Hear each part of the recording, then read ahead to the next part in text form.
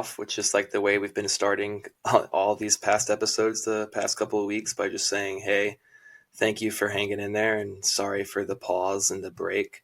I've been super swamped with stuff with just personal life and with the band traveling around, kind of on a little tour kind of thing right now. So my schedule's been up in the air. Slava's been gracious with scheduling and stuff like that and just being flexible to fit it in whenever we can. Yeah, I am a pretty good guy. Yeah, you're basically a good guy, you know, pretty solid individual. But yeah, Yeah, it's been a little bit sparse here and there.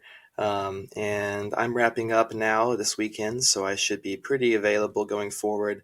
We'll jump back into some things and get some more bonus episodes and actual regular scheduling going. Actually, this time.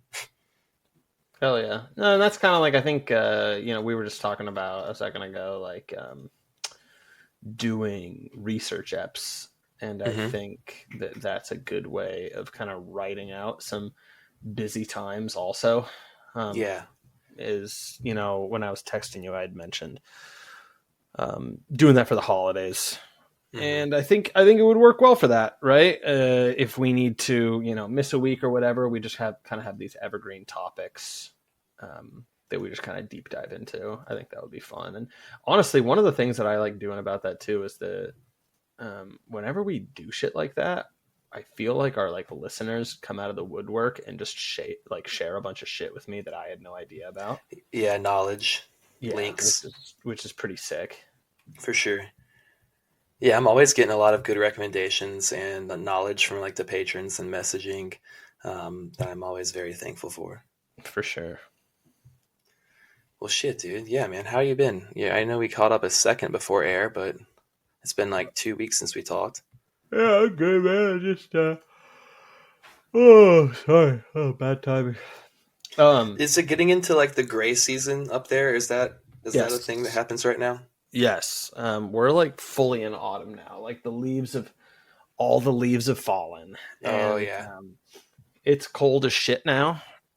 And the dog is being fucking mad as hell when we take him out for walks. How does he act the first day that it's cold? Like the first cold day of the season? Does he kind of like? He just hates being outside. He like already doesn't like going for walks and being outside generally, because he's just lazy as hell. And so when it's cold, he stops walking in the middle of the walk and will just like stare at you, and it's funny, But Yeah. It's chill, man. Yeah, I kind of like this idea of like having different menus throughout the year to reflect the seasons. So kind of eating some more cozy foods, Fuck yeah! Like what? Just crock pot stuff, really. Yeah. I'm still kind of bringing my autumnal menu online, but I'm at the very least thinking about it a decent amount. And yeah, get into some winter squash, dude. Dude, I can't abide squash. You don't like squash? I like strongly don't like squash. I don't know why. I wish I liked it. There's like a lot of stuff that sounds really good that then is otherwise ruined by squash for me. But yeah, I just can't quite do it. But yeah, I mean, yeah, just enjoying the weather shift so far. I think last time I discussed, like, I've totally taken the pumpkin spice pill at this point. Yeah. Holy shit, dude. I'm drinking these fucking pumpkin spice white coffee lattes, and You've been staying on it? Okay, again, like, I've only had maybe one or two since we talked last. It's not like I'm getting them every day or anything, but like really good. Well, because it's like you drink it and you're like, that this is a lot of sugar. So it's like, I don't want to make this a daily thing, But yeah, no, all in all, things are going pretty well.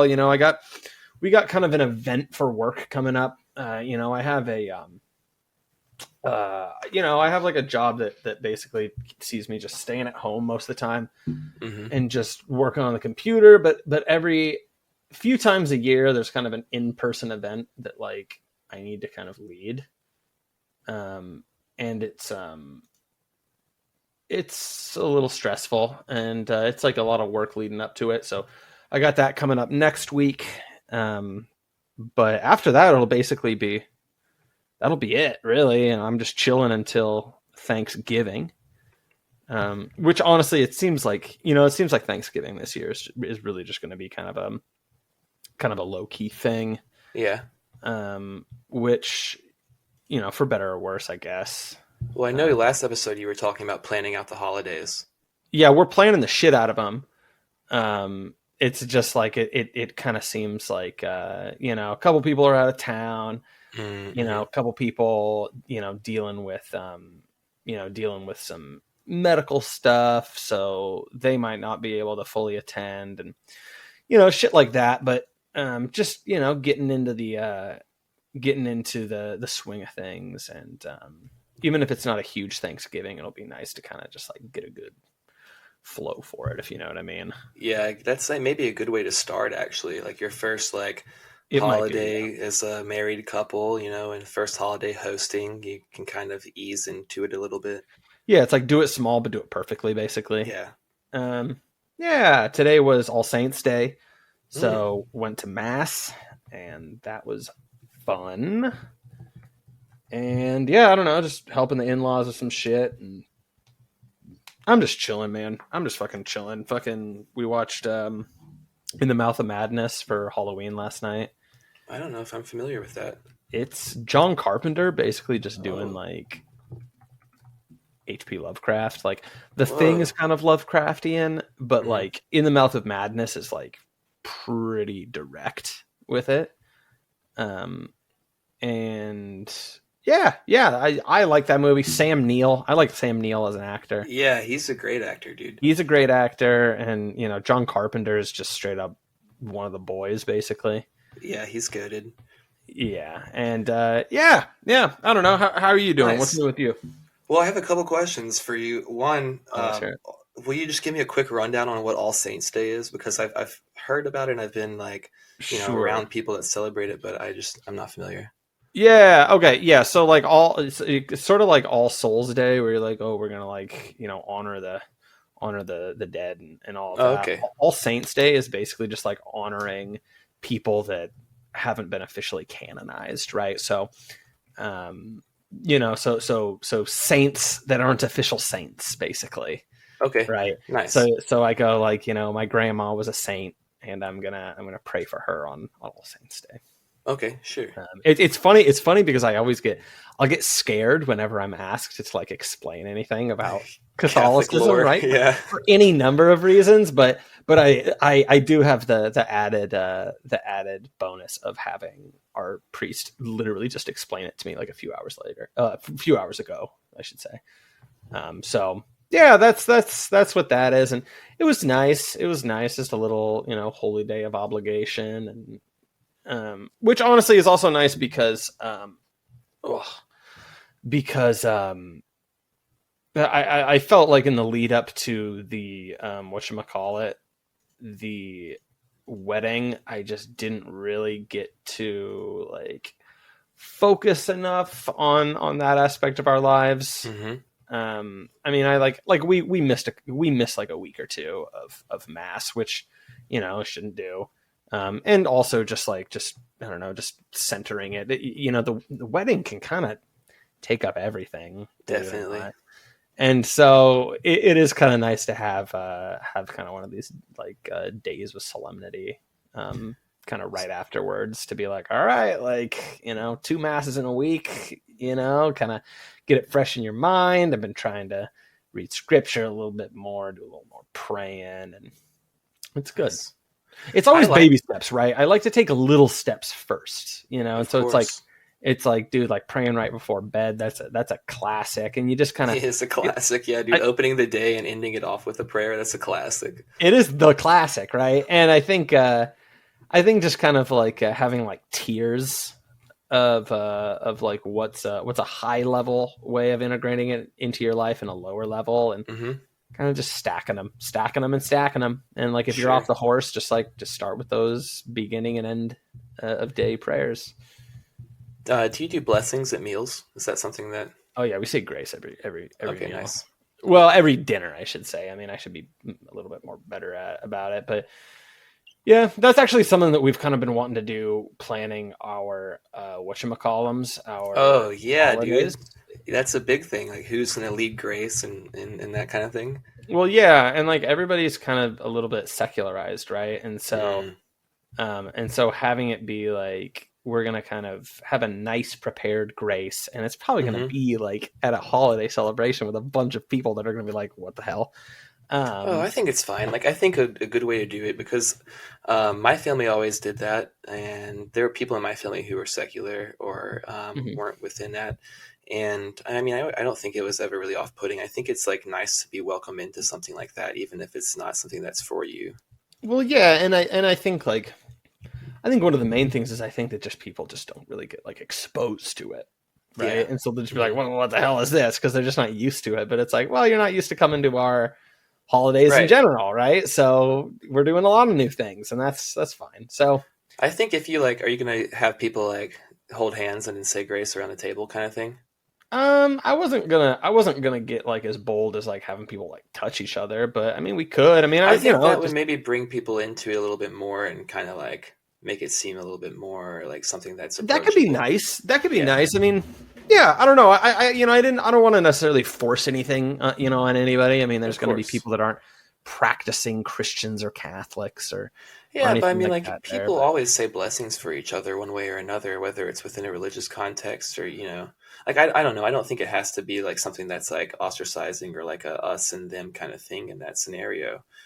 And I that's feel like if true. it's someone that's coming to your family holidays, I don't think they would be like, oh, I feel weirded out being involved in this Christian tradition that's not for me. I think it'd be like, oh, this is sweet that they want to involve me in a blessing of the food, you know.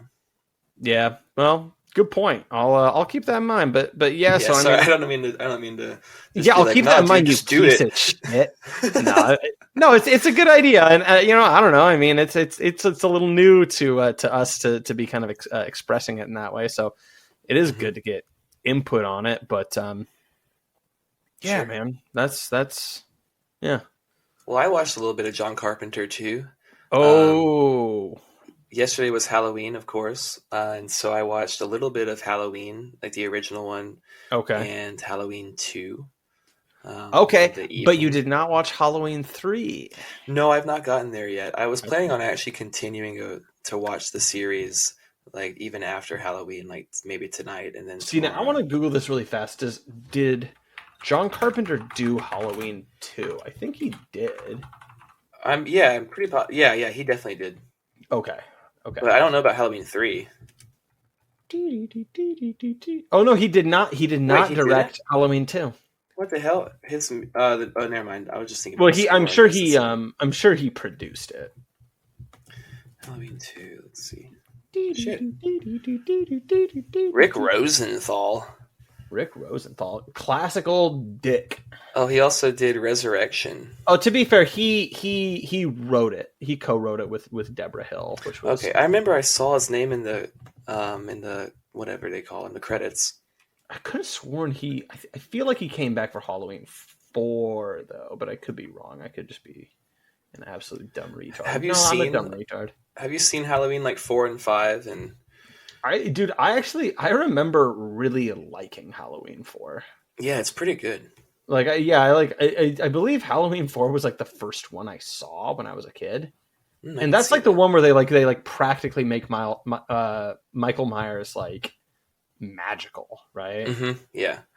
And they Yeah, almost kind of like mirror the original Michael Myers murder. They bring this little girl into it and she kind of does like a similar thing. She's like dressed as a clown and yeah. Is Halloween 2 the one where it like he gets like shot with a oh no, Halloween 5 is the one with the little girl in the clown, I oh, think. 5. So what's 4 then? Dude, we're totally It's 4 fucked not I thought the honestly. girl was in 4 and 5. Well, you might be right about that. Um, which is the one where he gets shot with a shotgun? Is that 2? In 2, so in 2 he's like still on the loose from the first night. He got shot like multiple times by Loomis and then he's like running around there in the hospital most of the time. And I Okay, don't yeah, I there's no think shotgun. He gets okay, like yeah, I burnt. think it's 4. He gets like shot, Okay. and that's kind of where it's like, all right, he's like practically supernatural now. Yeah. Oh, definitely. Loomis is talking about that all of Halloween 2. He's like, I've shot him 6 times and he did not die. Right. which is like a lot of people really don't like that. And that's fair. I think it's fine, I guess. I mean, I don't know what I just kind of like it because it was like my first Halloween, baby's first Halloween. But yeah, I mean, what did you think? How they holding up? I mean, they're great. I like the films. Yeah, I like them a lot. They're like a thing that I watch every year usually, and I'll even go through like the later ones. I'll watch H2O, and I just haven't been able to get through them all this year because of time and stuff. But typically, I go 1 through like 7 or whatever, and then it starts changing. There's like Halloween Resurrection and H2O. I don't watch the new ones. Fucking Rob Zombie or I don't watch those ones. I don't really respect him as an individual or as an artist or anything really. And so Rob Zombie's just kind of cringe. Yeah, that's kind of like the vibe I get from it. And I like the originals enough. And so, yeah, I watch through those usually. And then like there's this one where there's like a web series and it's run by Busta Rhymes. And he's like trying to get people to go spend the night in the original Myers house. And that one I like a lot. It's not good, but I just like it. Like, which one's this called? Oh man, I'm gonna have to look that one up real quick to figure out what the name is. Halloween Resurrection? It might be Resurrection. I mean, because I see black people on the cover. Busta Rhymes. Yeah. Like one of those movies that's just like marketed towards blacks. Oh no! It's actually not like that. It's not like that at all. No, it's good. It's good. I swear. But no, it's not like he's the only one. I think it's Busta Rhymes and like he's got his boy. But anyways, like it's like right when it's 2002, so it's right when like the internet's happening, and so they're trying to just work it in however they can. So like there's like this web series and like they're all using old cell phones and like it's really I like the aesthetic a lot. Busta Rhymes Halloween Resurrection. I'm seeing it and yeah okay. I totally Busta Rhymes. Whatever happened to that guy? Dude, he's the shit where I live. People love him. Really? Yeah, I don't know why. I don't know if he's maybe from this area or if he just comes through here a lot. But yeah, a little bit of people go ape shit for him. They had him at like a couple of local festivals recently. And then like Wu-Tang Clan came through last year on a tour and I went to it just like with some friends because they were $1 tickets. And then he came out and like everyone was so stoked about him. So, and like not so much about Wu-Tang. So I think that he's like, I don't know, he carries some sort of clout around here, but I hadn't heard about him since like probably 2002 Halloween Resurrection. Oh, God bless him. Yeah, I think he rapped really fast, I think was his thing. He's just really busting out those rhymes. Yeah. But yeah, man, I finished off Halloween 2 last night. Jamie Lee Curtis is in that one still. It's pretty good. John Carpenter just goated in like the horror movie genre as far as with directing with scores. Dude, just in general, like I was like I kind of introduced my wife to John Carpenter actually when we like first started dating, and I was talking to her last night, and I was like, she still has never seen Escape from New York. She had never even heard of Escape from New York. Oh wow! And I was just like, dude, like we're gonna watch that next, I think. Nice. Hell yeah. Yeah. Actually, I think next I want to watch RoboCop because this new like video game for RoboCop just came out like yesterday. You know, I've never seen RoboCop. Really? Yeah. Okay, I feel like we do an episode for RoboCop then. Okay, yeah, I'm definitely down. I know I need to. RoboCop is like authentically like a fucking great movie, dude. Word. Yeah, it rocks, man. And it's dude, one of those like I've been, we've been watching movies like even just you and me, but me and the wife a little bit more lately. And it's like there's kind of a difference between like films and movies, Definitely. and like RoboCop is like a fun movie. You know what I'm saying?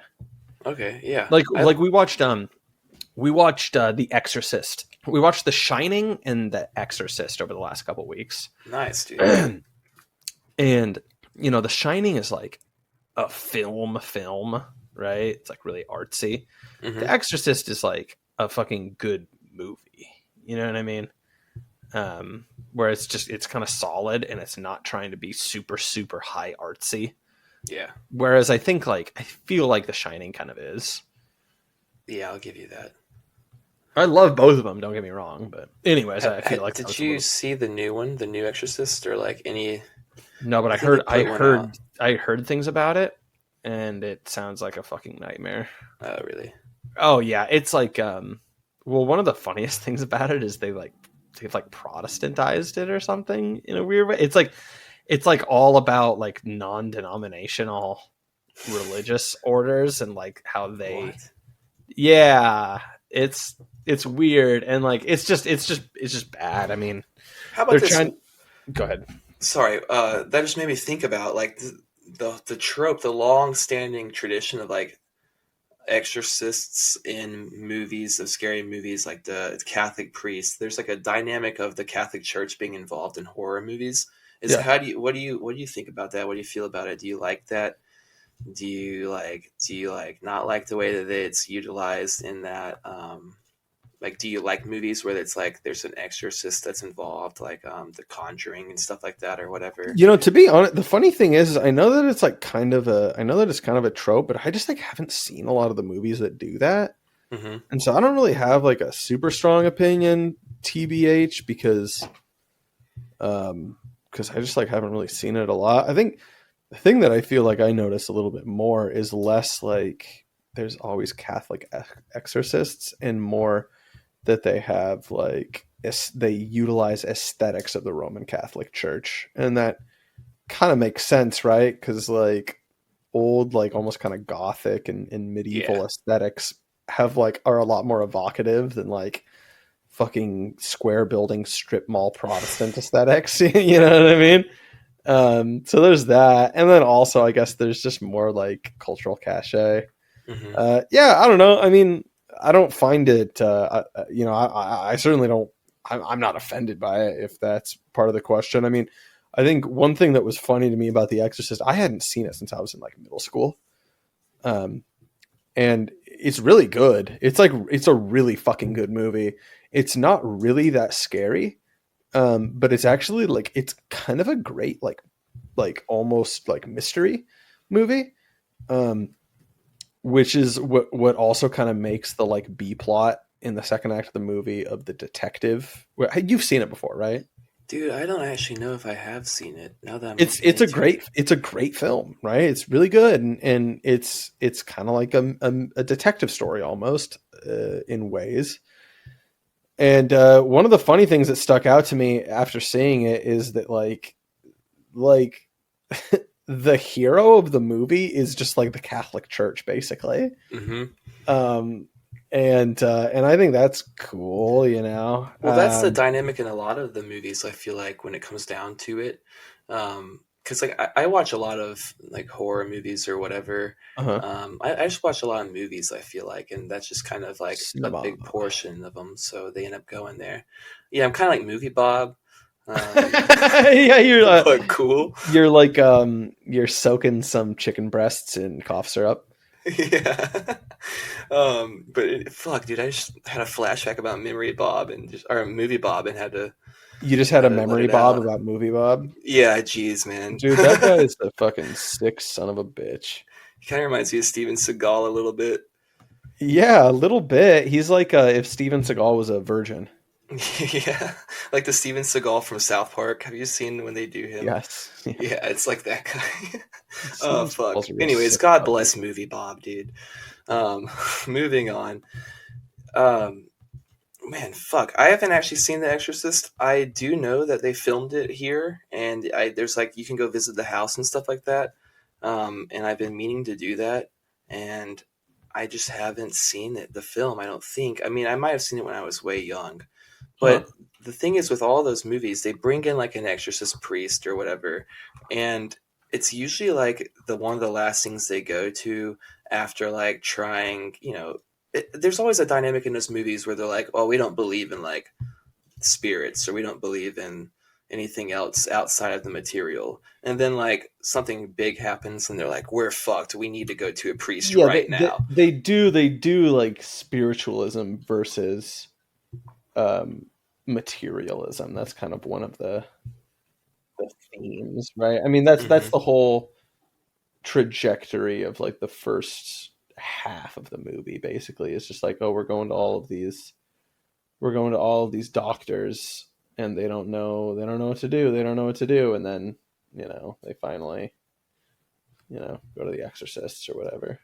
Yeah, I feel like that's actually maybe a positive thing. Like I kind of like that dynamic they're exploring within the media because it's something that like is maybe only really done within like this kind of genre of media. I feel like a lot of um, more like modern stuff doesn't really approach like the Catholic Church or spiritual faiths or traditions as having any type of actual like meaningful power or anything like that. As far as like not power and influence and money power, but power as in like spiritual power or anything like that. Well, And I that's think like it's kind of that's one of the things that makes it seem like a little bit like subversive, mm-hmm, to me, is that it's like the game, the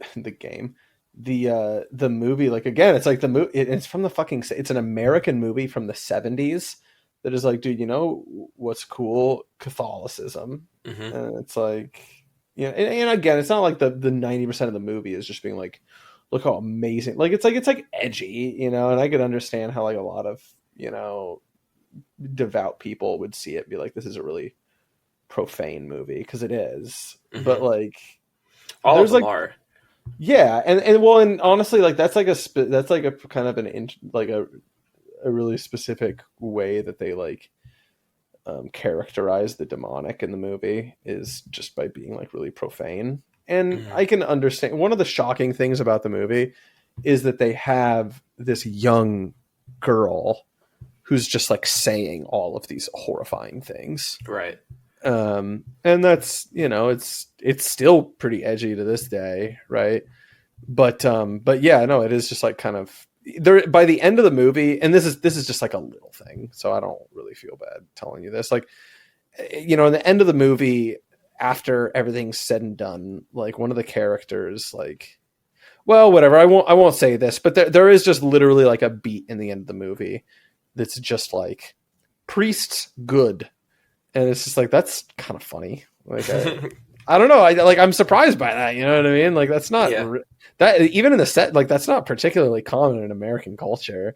And it yeah. hasn't been for most of American history. So I Well, don't know. It's interesting. definitely not in the past like couple decades for sure. Yeah. Well, and I mean, even before then, like, I mean, Americans fucking hate Catholics. So Yeah. I don't know. It's interesting, but yeah, I mean, it's funny because all the tropes that you're describing are basically just, it's just all just The Exorcist. It's just that movie. Um, And then it just kind of paved the way.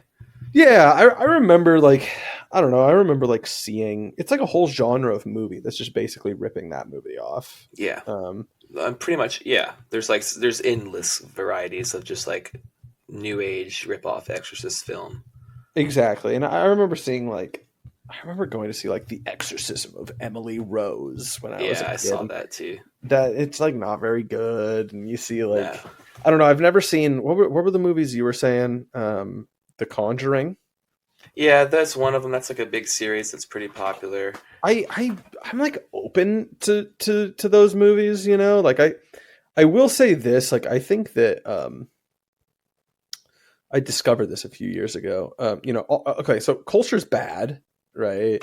Yeah. Culture's just bad now, and everybody knows that. Everybody says it, right? But um, I always grew up thinking that like horror as a genre was just like trash and dumb.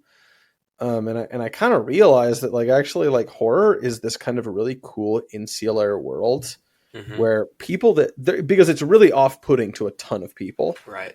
And so it's kind of been like preserved in amber, like fucking mosquitoes in Jurassic Park.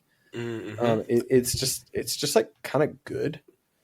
And I went down this like really huge rabbit hole of horror, and I've just kind of noticed like the last like few years, like in the last like 10 years, some of the best films that I've seen, in like amongst just waves and waves and waves of just like normie horseshit movies, have been horror movies. And like horror movie, I think about like something like The Witch, where like everything needs to be like really, really have like these really kind of like lived up messages, even to make it kind of political, right? Yeah. And like The Witch is like reactionary. See, that's the thing with horror. Like, I think it gets what you're saying with it being kind of like preserved a little bit. It's kind of like insular, and it's repulsive to a lot of people, so people don't really like pay enough attention, so that the people that are there kind of let certain things slide. And I think part of that is like kind of like the reactionary thing you're talking about is what I was speaking to a little bit with like the way that it interfaces with spirituality and stuff too. Like, these are both kind of things that are not really accessible in the mainstream culture very much, but are kind of a little bit more prevalent in the horror realm, because that's just like you said, I guess it's kind of just being left alone a little bit in that way. I mean, I guess there's also some gay shit in horror movies for sure, because there's also going to be like, people that have gauges and spiky black hair and like have red shoelaces, like whatever kind of weird bullshit, and they're like lived up punk people, but also like horror. So there's going to be that as well. But I think that I think there's a little bit more kind of freedom within it maybe. Just because, it's such a kind of off-putting thing in the first place, and it's kind of already very subversive kind of. So like you can actually do more subversive stuff within the genre. Yeah, it's kind of like explored that territory a decent amount, and it also just like it's less it kind of self gatekeeps a little bit. Yeah. And so it's cool. I love horror as a genre, and that's actually that's a somewhat recent thing in the last like 5 years. Really? I just really got into it. Like I said, like when I just kind of had that realization, and I just started getting really into it, and just being like, holy shit, this is just so much more than I thought. They're very evocative horror movies. Like they pull on very primal and real emotions in a very like immediate way that I think other movies, it's harder for them to get there, because I think that fear is so already kind of right there underneath the surface, and like stress and anxiety and that kind of thing. And so I think that they're like able to kind of poke in at you a little bit more viscerally than maybe like some more kind of drama or other kind of movies. Yeah. But horror movies, pretty sick. Film in general, pretty sick. Gonna watch RoboCop. Dude, let's do an episode on RoboCop. That sounds banging. I'll write that down for sure now, and plan to watch RoboCop sometime over the next week or so. But yeah, I mean, did you do much for Halloween? Are you much of a Halloween person? Well, I don't know. It's kind of hard to say. I like Halloween because there's like a lot going on usually on Halloween. Like there's a party to go to, or usually there's like a concert I like to go to. Sure. I've gone and seen Fish. Like they have a Halloween run they do like every other year, and I've gone and see that a couple of times, and I really enjoy that kind of thing. But you still hear me, by the way? I can hear you. Your squiggles are very low. So I don't know if your volume's low, but I'll just boost you way up in post. So like, don't worry about it. Yeah, my squiggles are low. Yeah, I don't know what that's about because I hear you. So I don't know, but if it's an issue, I'll just boost you in post. A little bit of performance anxiety, low squiggle. Yeah, you gotta get those squiggles up, boy. Yeah, dude, we gotta get a sponsorship by Blue Chew. Yeah, Blue Chew to make our squiggles stronger. Yeah, make that strong squiggle. But yeah, I don't really dress up that much. I don't do I'm not really a costume guy, I don't think. And so as far as that aspect of Halloween, I'm not so much in on it. And then I don't know, I'm not into the whole very occultish kind of stuff. But I like horror movies, so it's a good excuse to watch a good horror movie marathon or whatever. I like pumpkins. I like the color orange. So I think that's something. Yeah, I don't know. I'm not a costume guy. I feel like we're I don't know. I I don't know. love the costumes, dude. Yeah. Yeah, I think it's fun, man. I mean, the annoying thing is I haven't had the opportunity to go to a Halloween party in like a couple years. But What kind of costumes have you broke out in the past? What's your go-to, or like what's your all-timer? well, so I'm like a big believer in like kind of just like you get one good one and then you kind of milk a couple years out of it. Oh yeah, And definitely. so I did a couple years of Starfleet Mm. officer, like from Star Trek. So Mm-hmm. like the red jumpsuit, I like classic. that. Yeah, definitely. Well, the nice thing with that too is like I just go with a couple of my boys, and then we're just like You all squad up in it. exactly we're just Starfleet. Yeah, that's huge. And it's Um, comfortable too. It's like not having a bunch of shit on you. well, right, and so that was pretty sick. What else? Yeah, I think the comfortable thing's like a pretty big part of it, to be honest. Mm-hmm. Um, I mean, what else? Yeah, I mean, I guess that's kind of the main thing. Uh, yeah, I can't really think of any other good costumes, but Well, I've I've, had I've some done ones them. in the past. Like when I was younger, I was like I did Freddy as from Scooby Doo one time. That's the other one I remember. Freddy from Scooby Doo. Which one's Freddy? Or Fred, I guess. I don't know. The blonde guy. Oh yeah, yeah. Okay, I could see that for sure. Yeah. He's kind of like the ringleader of the Yeah, crew. I feel he's like. like the guy that people don't usually do. Yeah, yeah. He's I mean, someone's boring. usually Shaggy or like something, you know. Well, and my buddy went as Shaggy, so I was like, yeah, there we Uh, go. And I'm certainly not going as no fucking Scooby Doo, dude. yeah. That's fucking it's degenerate to dress up as a dog for Halloween. That's so true. Dude, I'm not gonna do anything close to the dog people. Like, I'm not gonna do anything that makes me look like I might wear leather Dude, or I have one of barely those even want bone to be seen in flags. public with my dog, dude. He's a freak. Your dog is kind of a freak, bro. Dude, Wallace is a little bit of a freak, dude, straight up. Kind of freaky with it. Um, yeah, I've had big costumes in the past.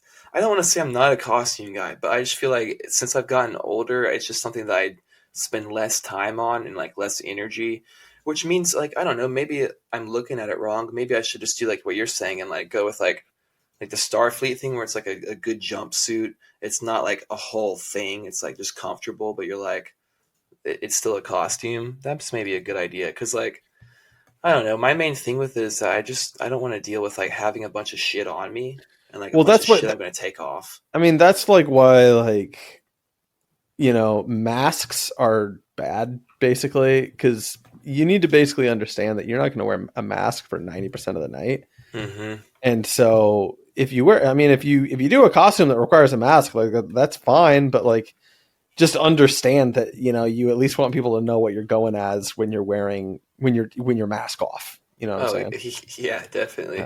And I like to think I live my life mask off. You know Oh, what I'm I saying? mask off all day long. Yeah, Yeah. dude, I'm mask off. You know what I'm saying?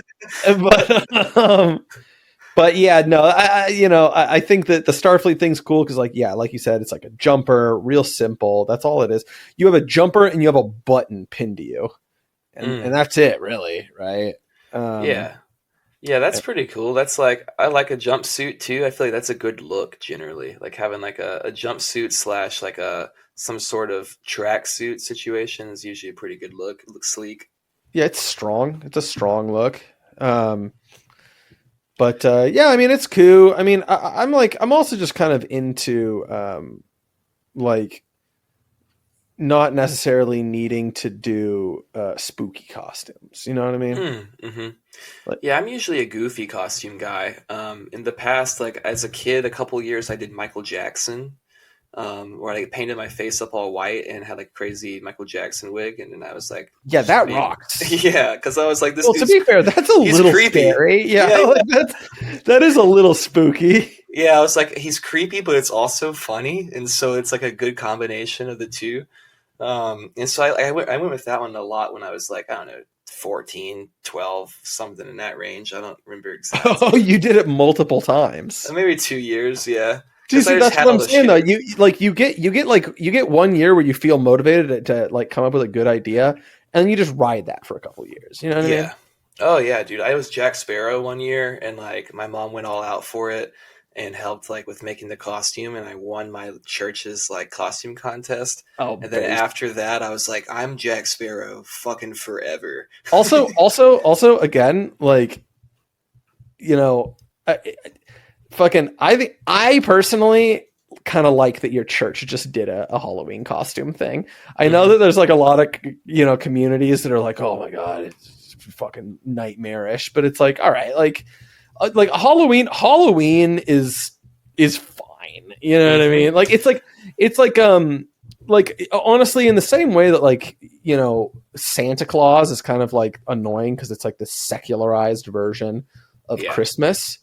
Like Halloween, it's like, dude, it's just like a bunch of kids dressing up as like Luke Skywalker, or I guess they all go trans and dress up as Rey, whatever her name is now.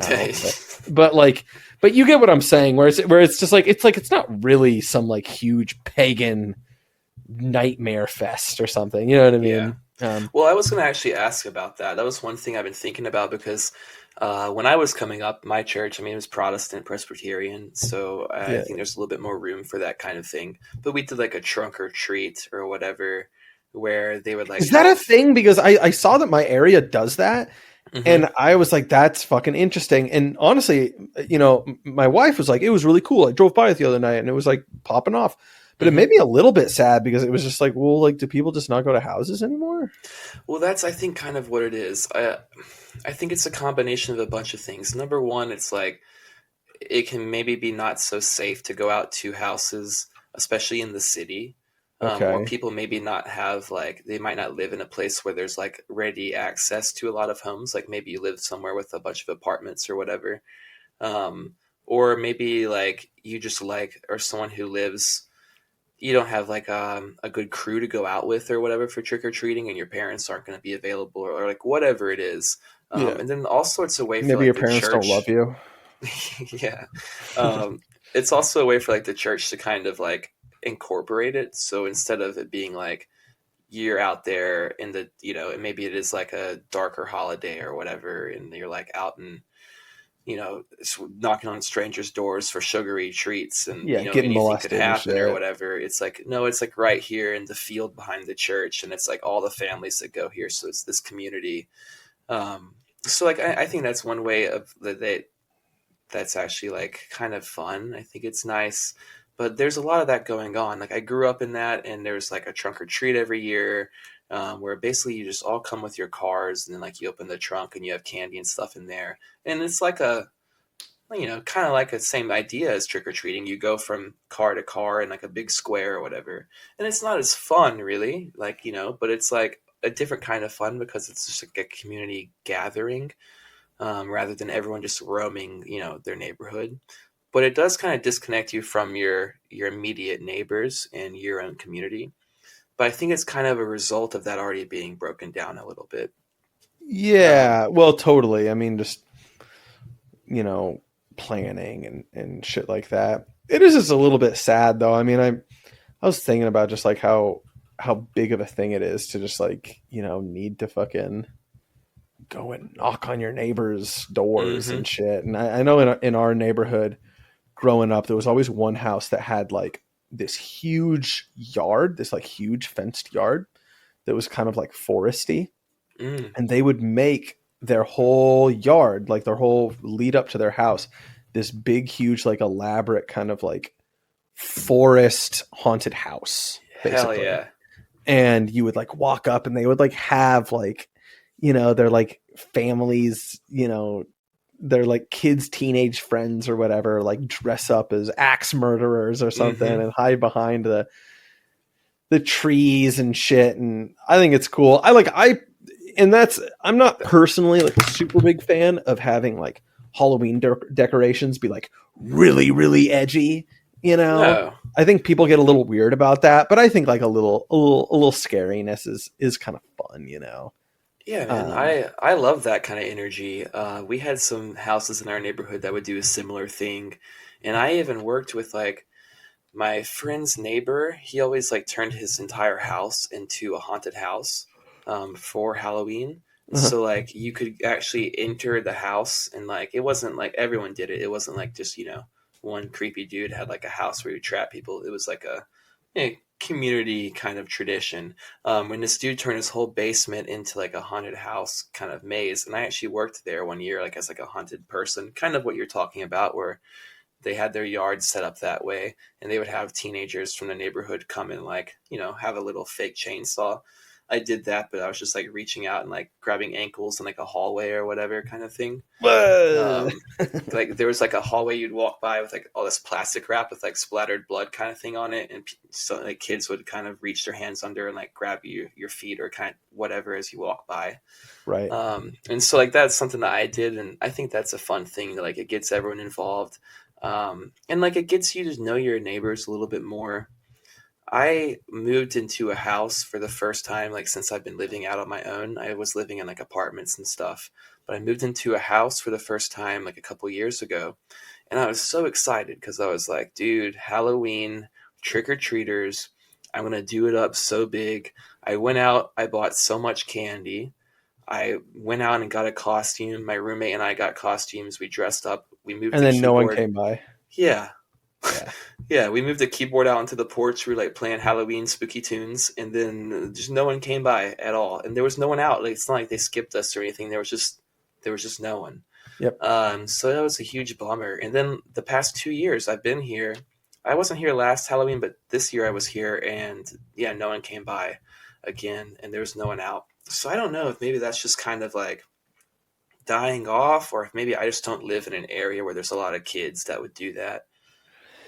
Yeah, I don't know. I mean, it's kind of hard to say. It seems like it's just less of a thing culturally anymore. And this is like kind of a thing that gets said a lot, but I think it's just kind of like high trust society shit, right? Yeah, right? definitely. I think people just don't fucking trust each other enough to be like, I'm gonna go out with my child and knock on your door. Mm-hmm. Well, I think COVID definitely did probably hit the last nail in that coffin, because like I remember cities being like, oh, trick-or-treating's canceled this year. And if there was, already maybe less of a population of trick-or-treaters than in previous years, that probably just kind of kicked them completely off the... Well, see, that's how I kind of feel about, excuse me, us like kind of planning the holidays this year too, is that it's like, I'm not getting like this like strong sense of people are really rearing to go for holidays, even just like from our own families. And I feel like COVID, I feel like that's an echo of COVID too. Definitely. But I don't know. I mean, trick-or-treating still was really a diminished thing even before, And I remember I worked a couple of jobs, just in retail storefronts, where the communities do events where kids come and trick or treat at stores. What? And that's and that's the thing, is that it's sad, right? Because I hate that. Yeah, because people are just it's safer for the kids to do it this way, and it's that's fucking. The market shouldn't be doing. Yeah, dude. It's let's go to the Apple store. They give out the best candy bars. What the fuck is going on, dude? How about no? Yeah, that's kind of how during COVID, online schooling and people doing video classrooms kind of collapse the distinction between who's your teacher and then who's a social media influencer. That's kind of this, but with just who's your neighbor and who's a fucking corporation. Right. Yeah, I don't know. I'm not terribly fond of it, to be honest. But we'll see. I mean, this is going to be shit in a couple of years that we're going to be needing to, figure out with kids. Hell yeah. It's just all right. So, where the cool parents at that actually want to get up to a little bit of fucking mischief and go out and do some real trick-or-treating. Are you going to give the people a hard time when they don't have candy? You go out in your neighborhood and there's no one ready for it, and you're just what the fuck, guys? Give them a hard time? You mean play some tricks on them? You're gonna pull their pants down or whatever. Yeah, you fucking bet your ass I'm gonna do that. Hell yeah. Yeah, I don't know, man. I mean, come on, dude. You got to do a little trick or treating. I remember trick or treating as a kid, and having it specifically be like a kind of like, it's like a little, in a way, it's a little bit of like a self-sufficiency lesson for kids, where like I remember being like really nervous. And listen, like I would go with my parents, right? I think there were like a couple years where I didn't, but I think I was like still with an older sibling. Yeah. But like, you get nervous. It's like, oh, I don't want to go say hi to this person. And then like you go up and you like knock on the door, and it's like just this like nice adult that's just like, oh, I want to, participate in this kid's socialization. And it's just like, it's really, really good, healthy shit. It's like the first time you're actually like encouraged to speak with strangers as a kid. Right. It's like the one night where stranger danger is like suspended. You're like, no, you can go talk with them actually, but don't go in, but take the candy. Well, and that's the other thing too, is it's just like, I don't know, like with how bad shit is now, it's just like, I almost kind of even wonder, like, is stranger danger just like kind of fucking bullshit? Like, was that kind of just like a bad thing to teach children? Yeah, dude. Because you kind of get it, and it's like, okay, yeah, obviously, like, if you don't, dude, like it, like, if you're like a little kid and some like random guy you don't know is like, hey, I want to like take a shower with you, like your daddy does. It's like, all right, no, but like, what I mean?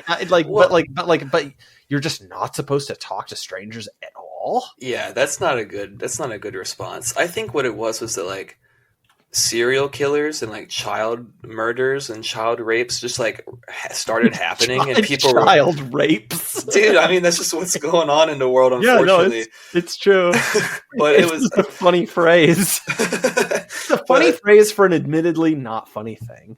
Oh yeah, like ultimately a tragic thing, but it does have a fun little name. But sure.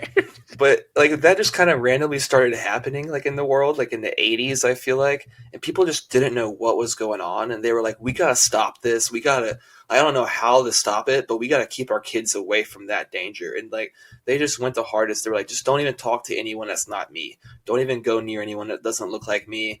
Like if my the 80s friend is picking you up, don't talk the 80s had like that big push for like that's when like they started putting like missing kids on milk cartons and shit.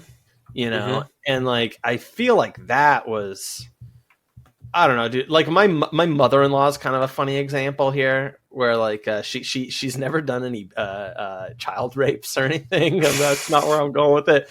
But like she's, they're looking for a place to move, right? That's like why I was over there helping them today, just packing shit up, right? And some empty nest type situation going on here, right? And we're like talking, and she's like, I can't possibly live on the first floor of a place. We're like, they're looking for a condo, right? And we're like, why not? And they're like, and she's like, you're much more likely to be broken in, and that type of shit. It's like, well, like you live in a house, like, on the ground floor, right? Right. Are you afraid of it now? And she's like, I've been afraid of it every single day that we've lived here. Holy fuck. And it's like, you're insane. Like, that's not, Go buy a gun or something. Well, right. Well, and that's the other, it's like I'm caught between two worlds, right? Because there's this kind of like leftoid millennial thing of just being like, it's just property crime. Like, who cares about theft? That's victimless, right? That was like a thing that really blew up after, the summer of Floyd. Yeah. I mean, dude. And and it's like, fuck everything about that. But also at the same time, maybe to kind of sound like those people, it's like, dude, like living your life in fear. You can't do that. Yeah. And that's where it's like, I don't know, like, dude, kids have been getting abducted and raped and murdered probably from all of history, right? Oh, yeah. But there was a big resurgence of just like, well, the 70s had like a strangers killing people and strangers abducting people, and previously, like, if it was specifically the 70s too. Yeah, and if it was going to be like a child abduction or whatever before, I feel like it's more commonly like people that know the child or whatever. And like in the 70s and 80s, it was just like strangers started killing people. Like serial killers kind of came out of nowhere.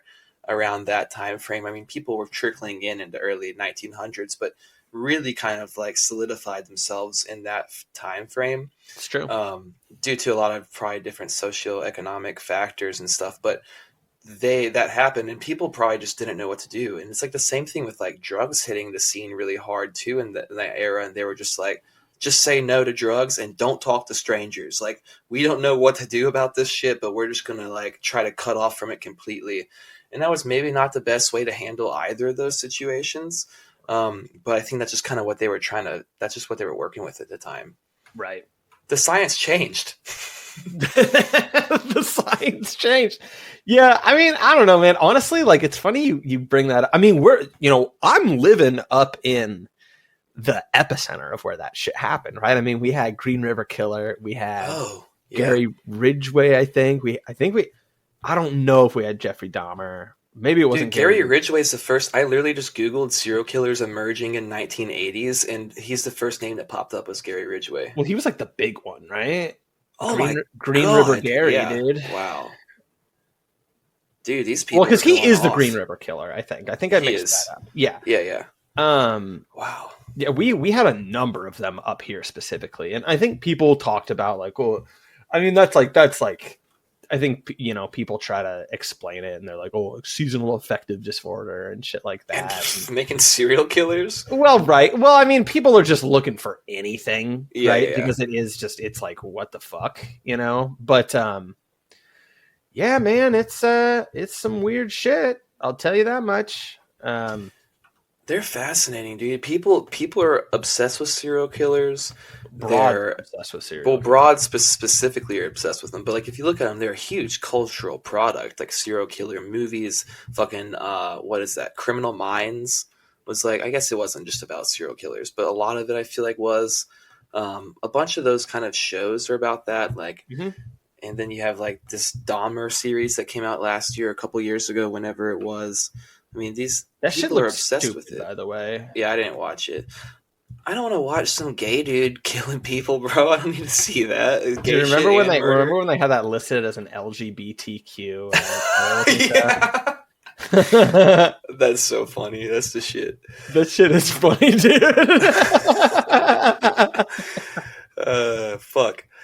But yeah, man, Halloween is pretty good for me, dude. Just to get off serial killers a little bit and to a tangentially related topic. Yeah, Halloween was pretty good. I didn't really do anything for it other than watching the movies. I ate a very limited amount of candy yesterday.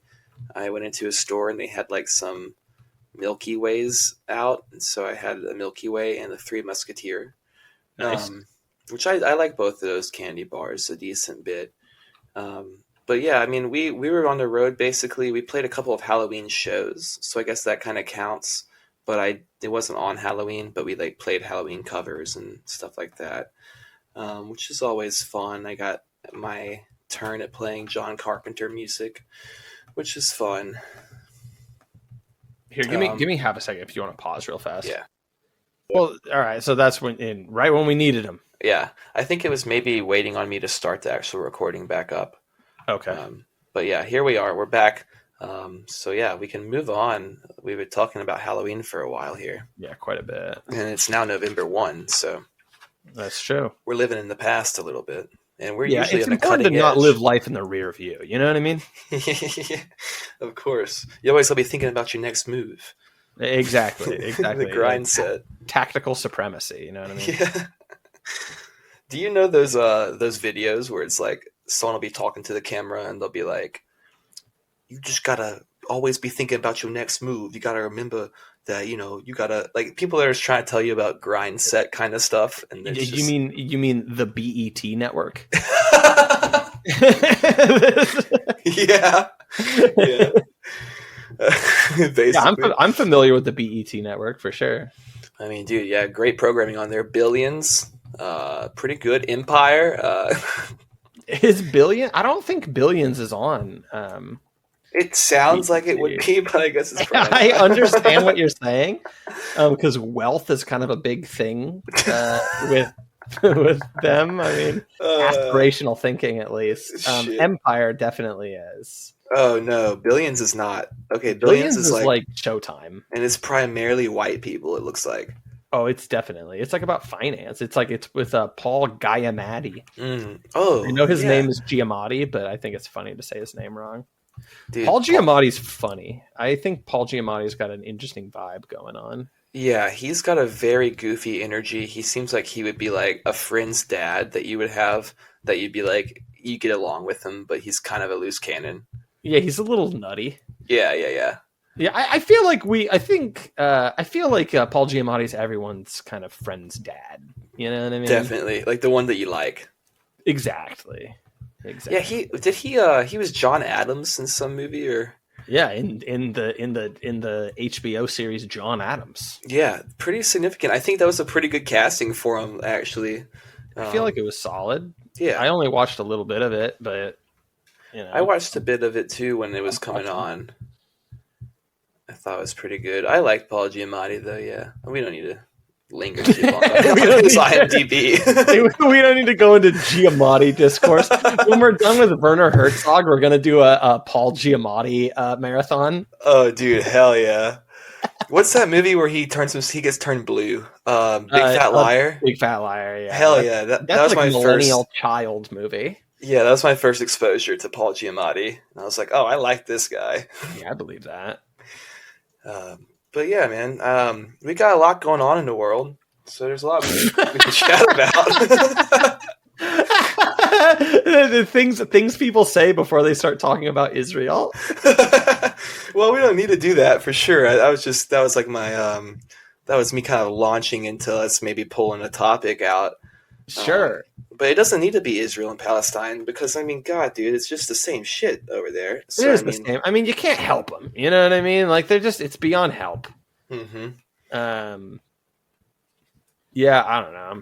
I'm fucking sick of Israel Palestine. yeah. So let's just kind of move past that. We don't need to touch on Israel Palestine. But we could touch on. I mean, I think we talked about. We wanted to discuss psychedelics. Maybe this episode a little bit. You had mentioned a proposal to engage in something like that with a friend of yours, and we can get into. You know, we don't have to go over the full details or specifics of that, but we can maybe kind of chat I mean, about it. I'm like fairly open about the topic because it's just like Okay, whatever, right? sure.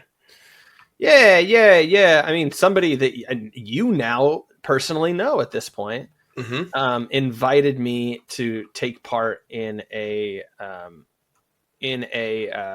whatchamacallit, a ayahuasca ritual. Yeah. Um, and I'm like a little bit torn on it to be honest with you. I'm a little torn on it because well, a couple of things, right? So it's one, it's explicitly spiritual, hmm right? And it's hmm like with some kind of church. And I think it's like vaguely kind of Western Christianity inspired. Oh, dude, Um, is it the there's some church. It's like something de Vergetal, and it's like a Christian ayahuasca church. um, I Is it something to don't. do with that? I honestly don't recall. I don't Okay. totally remember. It very well could be. I can't imagine there's tons. Um, and that makes me anxious, right? Because it's just like hmm I don't really know if I'm like allowed to do this, right? Um, and then the other thing, honestly, and like it's okay. This next thing I'm going to qualify a little bit because it's funny that I find I get really self-conscious about saying something like this earnestly, but all the kind of people that I kick it with and I talk are like just really open to hearing this, and everyone just responds like it's the most normal thing that I can say in the world. And that kind of rocks. But I'm a little bit worried about demonic possession, to be honest. Like Yeah.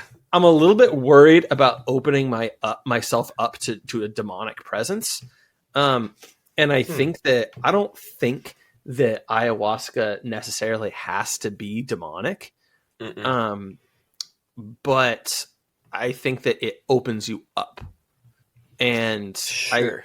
I think that like it's just kind of one of these things of like, you know, do you not want to have to worry about like having a darkness kind of enter you? Then like the easiest way to do that is to just not open the doors to that. Mm-hmm. And like this would open the doors. Mm-hmm. And you know, it could be positive, it could be negative. You know, I'm related to somebody who had a very positive and meaningful, you know, spiritual experience with it, that then turned them to Christianity. And that's great for them. I've always been skeptical of this stuff. But also like, you know, especially with just like the company that I keep, I don't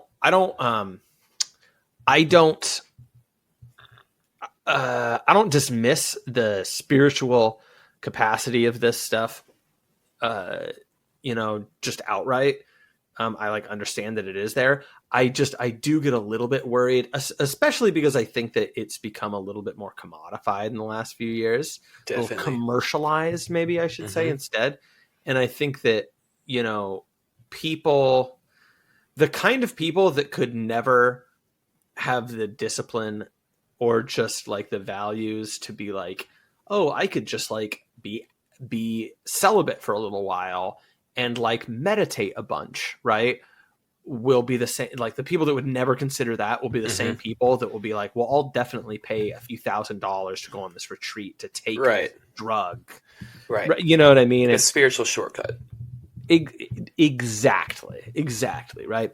So I don't know. I'm just, I think I have a healthy amount of skepticism, and, you know, I would be actively doing it with somebody else that you had met, who's real close to me. Okay. And well, I mean, we're gonna potentially have him on, so I can just say, especially because it's a nickname. I'm potentially gonna do it with Figgy. Oh, okay. And like that would be cool. And has he done it before? Oh yeah, like a lot. Okay. Cool. That makes sense. Yeah, and so like that would be cool, but again, I'm just really trying to be like, I guess like really deliberate about it. Of you know course. what I mean? That's the right attitude to have. Exactly. And like I think like one reason why I'm fired up about it in a positive way is the exact thing I was talking to you about, which is like, you know, my like spiritual life feels like now that I have a little bit more time post wedding, I'm like, man, I'd really like to kind of invest into this a little bit more, right? You know, there were some distractions. I'd like to really center this in my life a little bit more. And so having an experience like this seems really great, right? But, you know, then again, at the same time, it's like, well, I mean, it's not exactly in a catechism being like, okay, and go forth and, you know, do ayahuasca with hippies. And then, but again, that's like, I believe it's kind of a gray thing there, gray zone there. But the big thing is just like, I think, you know, I'm worried about the demonic. I'm worried about the demonic. And honestly, it's just like, dude, clockwork elves and shit like that. Like I'm like very open to the Alex Jones take. Yeah. I mean, I think that he's probably right. Okay. We don't need to get into this like right away. But yeah, sorry. Keep talking. Well, and also keep in mind too, like this is a really great idea for a standalone research app, by the way. So not that we can't talk about it now, but just like, you know, if you have more you'd like to say later that you don't think could fit here, we can always do that. Well, it just kind of struck me. You messaged me yesterday or today about this, and it struck me that we've actually never really discussed psychedelics on this podcast. We've discussed it a little bit. Yeah, like kind of in passing, and like we never really discussed it very fully on the Fed post either. Like there were a couple of instances where like I mentioned it maybe, and then like we talked about it slightly, and then it was just kind of like let's move by. And so I figured like this is actually a topic that I think we could have a lot of conversation on, because I mean there's the developments that are going on with it being like legalized, I think in Washington and Oregon and Colorado, a couple other places they've legalized psilocybin. I think that Colorado might have legalized all psychedelic drugs. There's a handful of states that have legalized like a lot of the psychedelic drugs, and it's starting to spread. And you can now see, like, I mean, I watch a bunch of comedy podcasts, and like all of them are talking about they're on mushrooms. Like, you know, a lot of people, it's getting a lot of a cultural cachet now. Kind of like getting like back into the forefront of things, and for the first time, maybe at a high level since like the 70s or so. Um, Sure. Okay. and so that's kind of like a significant thing. Um, and then also like there's when it ties into kind of like what you're talking about with like the Alex Jones thing, and like kind of where it ties in with spirituality. They're doing a lot of studies now with DMT now, where they're kind of trying to like figure out what is that really exactly all about. Like, what are the entities in ayahuasca and DMT experiences? What is that realm about? So like it's getting a lot of public attention right now in meaningful ways. And then also like even people kind of that are more like maybe conservative or kind of more like aligned with the right, or even turning around a little bit on it, because like you're they're using it now for like to help with veterans and stuff like that with PTSD, and you're getting a lot of positive results, and like it's just getting a little bit more acceptance at a mainstream level. And so it's something that I think is like a really interesting topic. It's something that I have a lot of experience with, um, taking psychedelics a lot throughout my life as a kid, a teenager, and as an adult.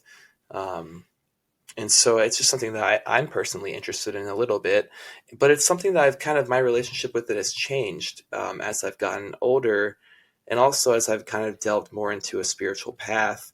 I've kind of gotten a little bit more of a distance from it and approach it in a little bit different way.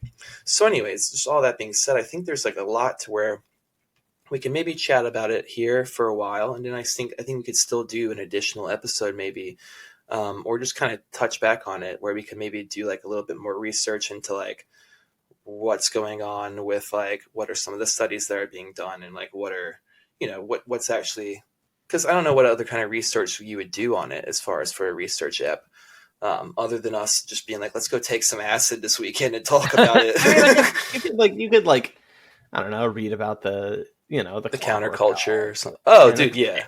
the counterculture. And I mean, acid itself has a really interesting story.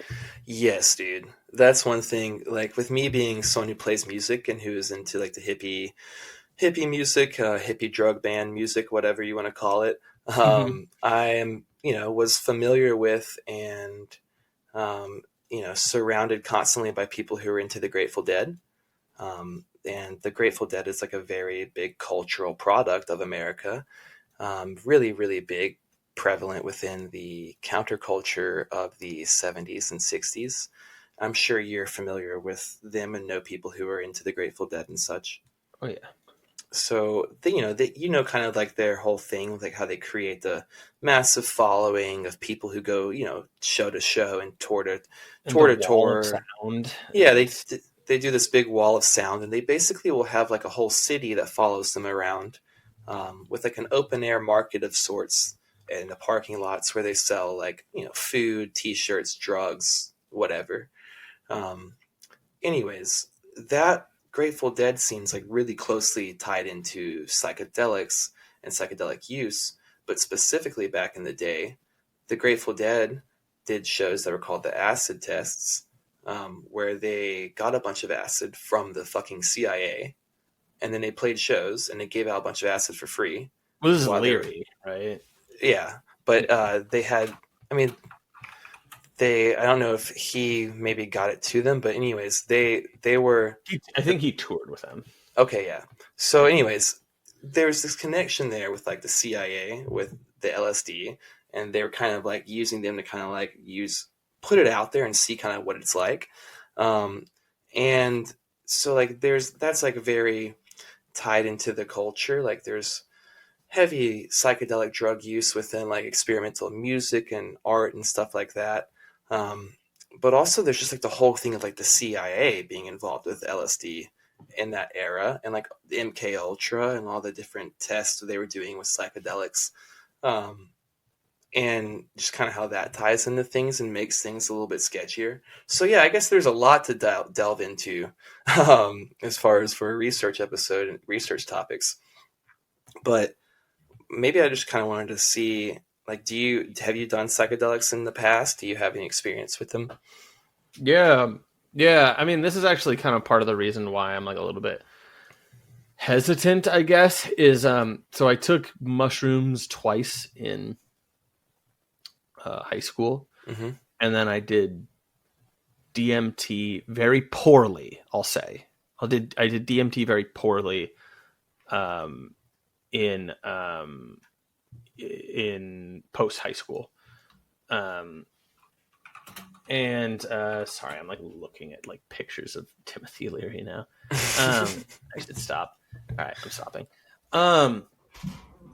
And basically what I mean by like poorly is I just like put it on some weed and then tried to do indirect heat, because you need to do indirect heat basically like a crack pipe, right? Yes. Or else you burn it and then you don't get anything. And I like half did it.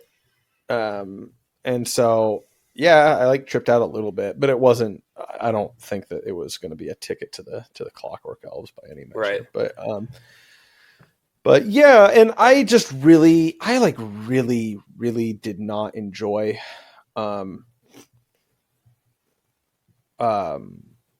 mushrooms. Mushrooms were like felt just kind of violent to me, and just a little bit vicious.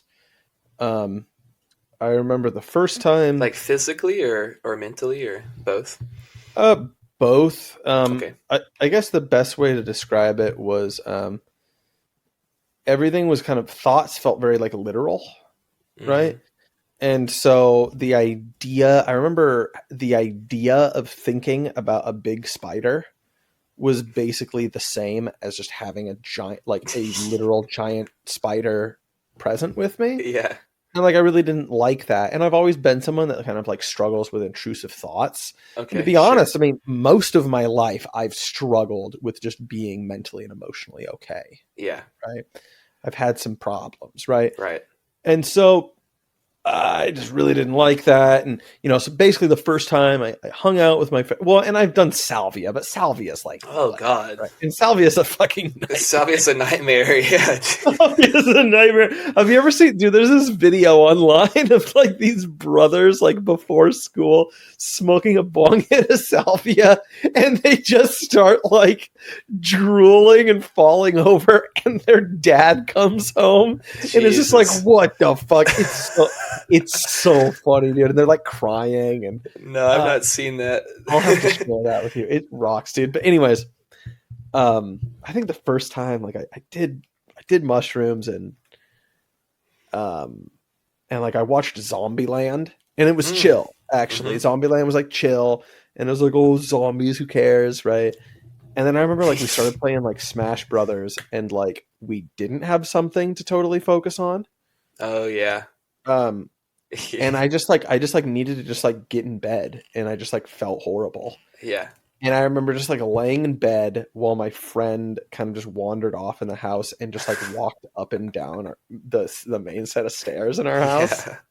And I was just like, this is too much. And then the second time, I took mushrooms at a friend's house, and I'm just like sitting there in his room, and we're like playing like Call of Duty, and it's just like really bad vibes. I'm like shooting Russians in this really, really small room.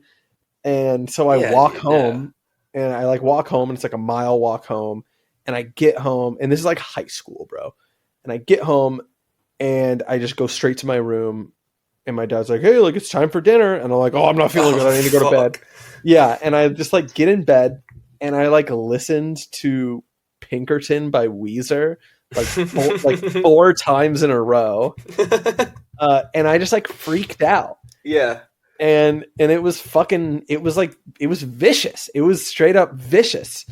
And so then like, and then it's like fast forward, and I'm like, I was always an anxious kid. And so I would like have like a lot of And honestly, the funny thing is after those experiences, I struggled with it more, of like having panic attacks. Really? And yeah, I mean, I had always kind of like, when I was a little kid, I would get a nervous stomach. So I don't necessarily think it was straight up from that. Mm-hmm. But like I think it probably got worse after that, at least in just the chronology of it. And, just like struggling a little bit, being kind of a depressed kid, then having a drinking problem and just having some demons. So I always just kind of figured, I'm just like, this stuff just isn't really for me, and there's other people that can just totally just body that shit and just be fine. But I just might not be one of those people, and that's probably just fine, Yeah, Um, yeah. I'm not gonna. I think there's a lot of people out there who are like they want to sell everyone on psychedelics. yeah. Like, oh well, you just need to do, you need to do more of it or whatever. Or like it's kind of like when people are like, oh, I don't like weed, and it's like, oh, you haven't tried the right strain, bro. You just gotta try fucking indica or whatever. Yeah, I'm not gonna be like one of those kind of guys. But I totally see where you're coming from. Like, I think that psychedelics, if you're someone that has intrusive thoughts, which I think most everyone does, and I think that's kind of like, I think most people are overrun with intrusive thoughts all day long. But if you're one of those people, which is most people, then when you take psychedelics, it's gonna amp that up, because the psychedelics kind of just like, they just connect your brain in different ways than normal. And so it kind of just like gets your brain firing up. And so if you're someone that already has a problem with overactive thoughts and overactive imaginations, then when you take psychedelics, it's going to be like pouring fuel on the fire, which is something that, like, I was a kid that always had really bad anxiety, very shy kid, um, borderline autistic, and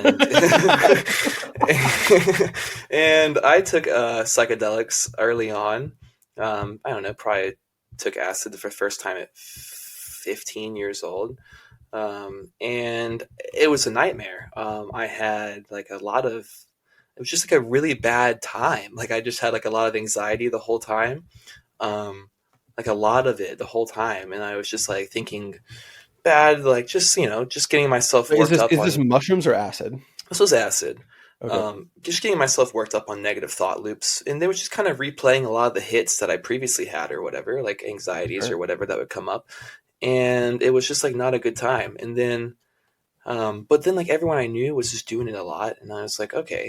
And then I like researched into it, and I was like always a kid that was like, but even before I smoked weed, I was like watching like documentaries about weed is okay, or like same thing with like psychedelics. Like before I really did anything, I saw like the DMT, a spirit molecule documentary, and I was like, Yeah, I remember whoa. that was like huge when I was in high school. So I knew that there was some sort of potential to it, and so in my mind, I was like, if I just kind of keep doing this, I'll have to figure it out. And for me, it was Mm. almost like a mental training exercise where it was like, Like a challenge. if I need to be able to quiet whatever this is that's causing me to have a bad time whenever I take the psychedelic, because like that's there all throughout my life as well, and this is just turning it up. So like if I can turn it down in the throes of psychedelic experience, then maybe I can turn it down in my regular life.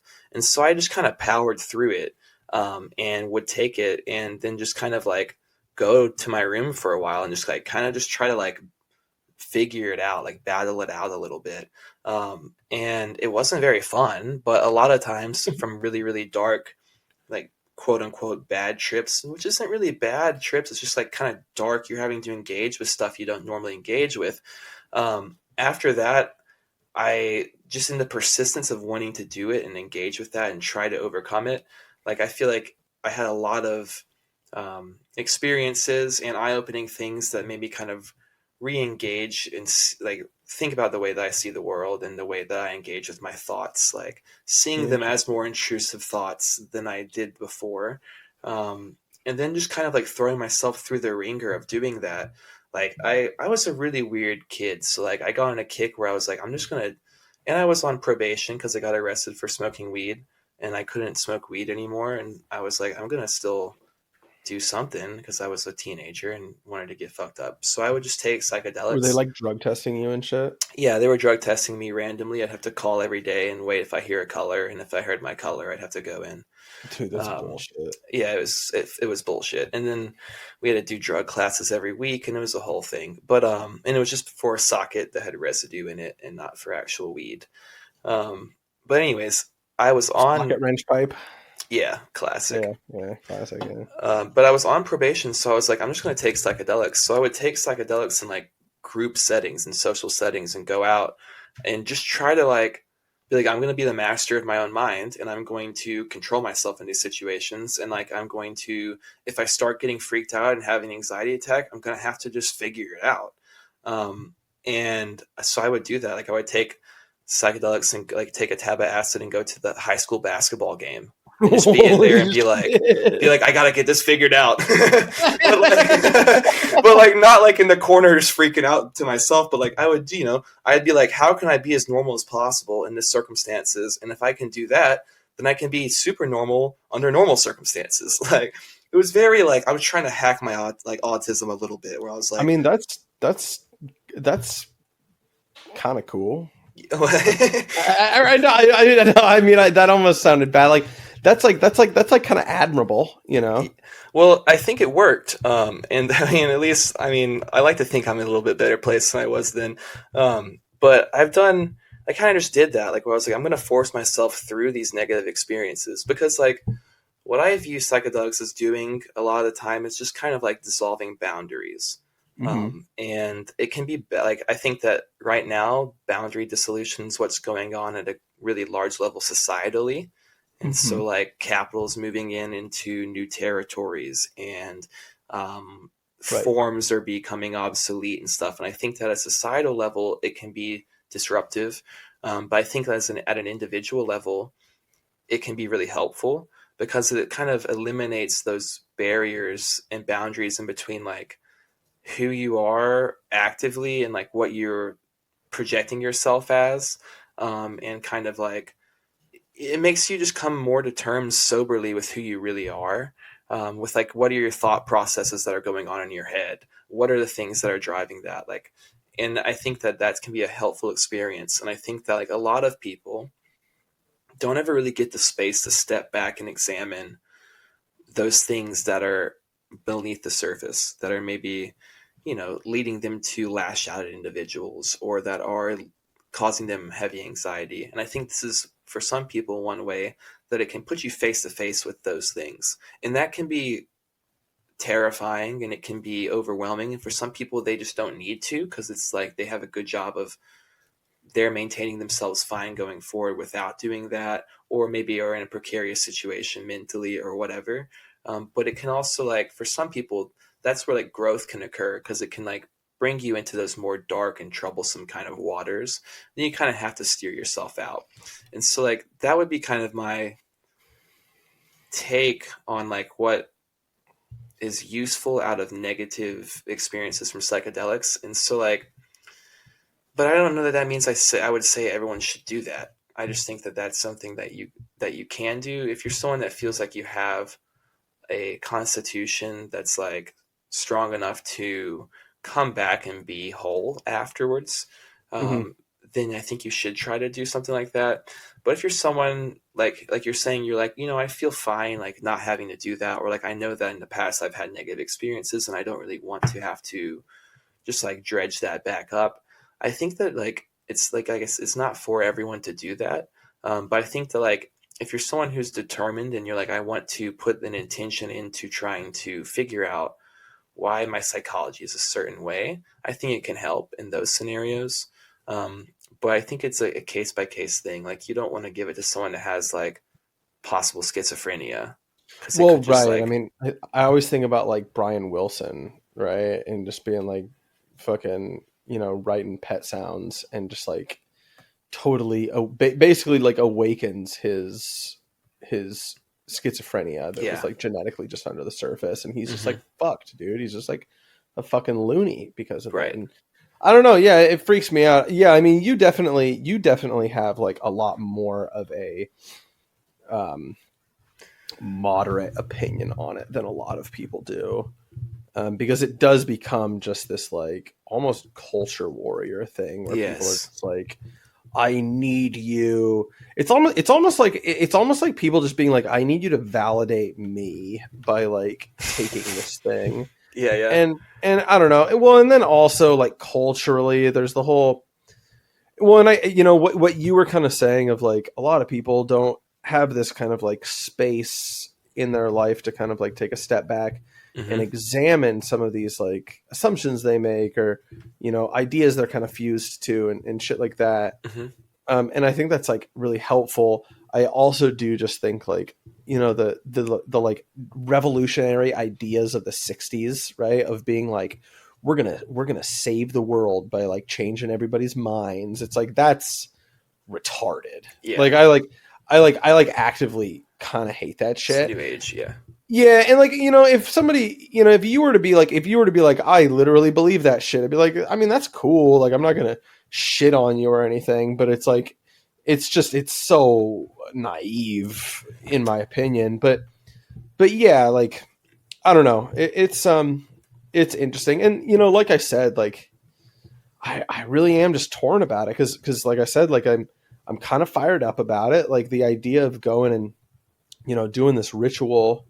Especially because it's not just going to be like sitting at my friend's house playing Call of Duty, right? Like because the other thing too is it's like the idea, especially now that I'm more experienced with like smoking weed, it's just like, the idea of like smoking a bowl and then doing hallucinogens, especially since I'm not experienced with them, is just such a laughably bad idea. Like I would freak out. I would have a panic attack, right? And I don't want to do that, right? Right. And so the idea of it like being kind of like a ritual and being very measured, and like the room to really have growth from it. I mean, that is very alluring to me. But I just don't know. I feel like I'm kind of a classic example of just a border case here, where it's like I really could go either way. And I do think, honestly, it's like this, basically. Hallucinogens could either be really, really helpful for me or like really damaging to me. And I feel like there's probably not much of a middle ground. Yeah. And that kind of sucks. And so then at that point, I need to just kind of go like, well, I mean, how much am I actually really willing to like bet on this thing? Yeah. And the fact is like, I feel like I'm in a pretty good spot right now, so I probably don't really want to bet that much. Yeah, I feel like it's kind of an assessment, right? Like I think that like I've done ayahuasca before, and How did you like it? I liked it. I did it not in a traditional setting. It wasn't in like with a shaman or anything. I had a buddy who was like basically like, I don't know, internet shaman. Like he was like, he just knew all this shit from self-taught like herbology and stuff. And he made these extractions and brews and stuff at his apartment in college. Okay. And he knew I was moving across the country. So he gave me a big jar of the DMT brew, as well as a big jar of the MAO and I inhibitor, just like the other half of it. Okay. Interesting. Cause it's what ayahuasca is it's actually two plant compounds that are cooked down, and DMT, which is like the psychoactive element that makes you trip out, is in one, and then the other is something called an MAOI, monoamines amino acid something uptake inhibitor, and it essentially makes it so you can digest DMT and it not destroy the compound. So you can drink it and it'll have like a whole 8-hour effect or whatever. Okay, so it's a combo basically. It's a combo, which is one thing that's like really mind blowing because it was developed in the Amazon rainforest. No one really knows exactly when, but thousands and thousands of years ago, because shamans have been doing it forever. And there's thousands and thousands and thousands of plant species in the Amazon. And taken individually, either of these things doesn't work. But put together, it creates this insane visionary, consciousness altering experience. So it's kind of, that's like the amount of experimentation required would just be amazing to get there. It's insane. So that's one thing that's just like crazy to think about, all that it took to get to this brew. And then the fact that it also kind of pops up in different places at different times culturally without any connection to each other, really. So it's kind of like it's just kind of coming out of the woodwork. But anyways, what you take it, and then it's like 8 hour experience, roughly, give or take. And for me, I took it like in my apartment with a friend, and I had like a heavy dose, and I split it into 2 light doses, and I was able to really heavily meditate on it, and if I focused on it, it was like really um, out of body, but it wasn't like the full ayahuasca experience that you hear about, like in shamanic rituals where you're like walking around a netherworld for 8 hours. That wasn't what I had. I was like in and out, kind of, almost like hitting a DMT pin like once or twice or whatever, and not really blasting off, but kind of like what you were talking about. So I didn't really have like the full on experience that people go for to these like ceremonies. And I don't know, I think I probably would, given the opportunity, because here's my thing, like, I hear what you're saying with a demonic possession, and that's my main concern with the propagation of psychedelic, but specifically DMT and ayahuasca, like with people like really being strong proponents of it spreading, is that I think it can open you up to influence of different energies or entities, or demons or angels or whatever it is. I'm not entirely sure the name, but I think within a Christian cosmology, you could say perhaps demons and angels. I mean, I there's think got to be multiple names for them, right, right? but I think it Spirits, dude. opens you up into that realm in a way that you're not typically. But I think that, like, if you're someone with a strong constitution and you're someone that's going into it with the proper intentions, if you're someone that has your wits about you, who has a decent like spiritual program that you're working with and stuff like that, then I think that you're fine. Like, I think you'll be able to be like, oh, that's a demon, and I shouldn't fuck with that too much. And like, this is like something that's not. But like, that's my main concern, is that I don't think that people enter it with those guards up, really. And so I think that that's like an issue that I see with it being like gaining mainstream prevalence. That I think that there Wait, might what is an issue? that I don't think that people give it the proper Wait. um, weight and caution. Like, I don't think that people Yes. actually view them as like, this could be a demonic entity and this could be like an angel. I think that people are either like, oh, it's all just imagination, or people are like, oh, it's like, just little fun little entities, or it's Well, people that's who think it's like I think part of the thing, a lot of the time, the impression I get, and again, I'm more of an outsider compared to you, but the impression that I kind of get is people are just like, oh, I'll just get some knowledge, right? I'll just right. learn a couple things, and it's like you need to understand that like knowledge is like very closely tied with the demonic, Mm-hmm. right? Like there are things that are worth not knowing, right? Yeah. And I honestly I think about it in a very similar way to just like kind of faces of death videos online, right? Where it's just like there's certain things that you just can't unsee that have an effect on your soul, dude. And Mm-hmm. like honestly, like for example, like in the last like 2 weeks or some in the last like week alone on Twitter, I've seen 2 videos of people being murdered. And like there's I don't even know that they were like it was like the hockey player and just some random black dudes in New York.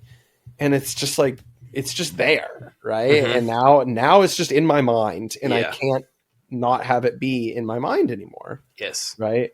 And like that's, not Yeah, I good. get. Yeah, no, you have a kind of an unconscious cachet of like horrifying shit that you could accidentally tap into, that you just kind of passively consumed without even Exactly. really knowing it.